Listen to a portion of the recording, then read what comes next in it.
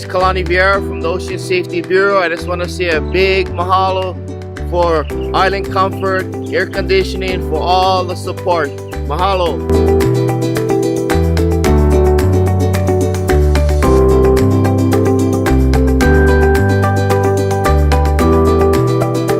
Yeah, hi, I'm Monty Downs, president of the Kauai Lifeguard Association, to whom you gave the money, and we kind of run it through to the lifeguards that you see here.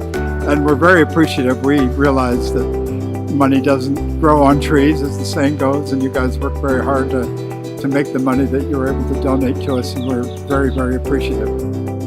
Mahalo.